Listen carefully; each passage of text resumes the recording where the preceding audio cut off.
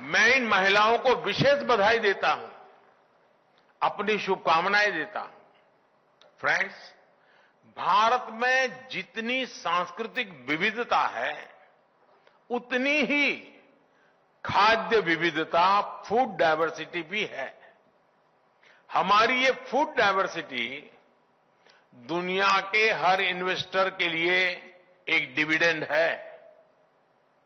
आज जिस तरह पूरी दुनिया में भारत के प्रति जिज्ञासा बढ़ी है, वो भी आप सभी के लिए बहुत बड़ी अपॉर्चुनिटी लेकर आया है। पूरी दुनिया की फूड इंडस्ट्री के पास भारत की खाद्य परंपराओं से भी सीखने के लिए बहुत कुछ है। हमारे यहां सदियों से एक बात, यानी जीवन का हिस्सा है, हर परिवार की सोच का हिस्सा है। हमारे यहां कहा जाता है, यथा अन्नम तथा मन्नम, अर्थात हम जैसा खाना खाते हैं वैसा ही हमारा मन भी बनता है।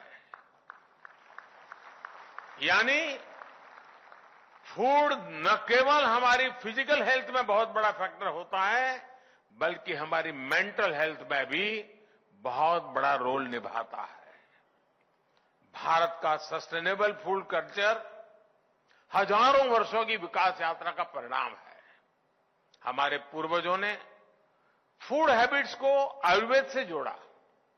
आयुर्वेद में कहा जाता है, ऋतु भुक अर्थात सीजन के हिसाब से खान पान, मित भूख अर्थात बैलेंस डाइट, और हित भूख अर्थात हेल्दी फूड्स। ये भारत की वैज्ञानिक समझ का अहम हिस्सा है। सदियों से भारत से होने वाले खाद्यान्न और खासकर मसालों के व्यापार के जरिए भारत के इस ज्ञान का लाभ पूरे विश्व को मिलेगा। आज जब हम ग्लोबल फूड सिक्योरिटी की बात करते हैं, जब ग्लोबल हेल्थ को लेकर इतने कंसर्न्स एक्सप्रेस किए जाते हैं, तो ये जरूरी हो गया है कि हमारी फूड प्रोसेसिंग इंडस्ट्री सस्टेनेबल और हेल्दी फूड हैबिट के इस एंशिएंट नॉलेज को भी जाने, समझे और उसे एडॉप्ट करे। मैं आपको उदाहरण देता हूं मिलेट्स का। इस साल दुनिया इंटरनेशनल मिलेट ईयर मना रही है।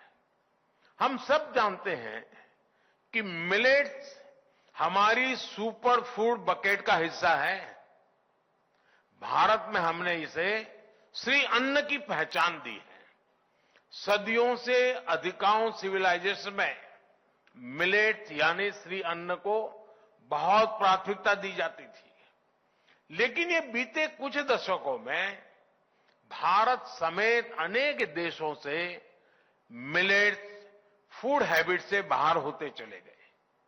इसका बहुत बड़ा नुकसान ग्लोबल हेल्थ को भी हुआ, सस्टेनेबल फार्मिंग को भी हुआ और सस्टेनेबल इकोनॉमी को भी हुआ। भारत की पहल पर आज दुनिया में एक बार फिर मिलेट्स को लेकर जागरूकता अभियान शुरू हुआ है।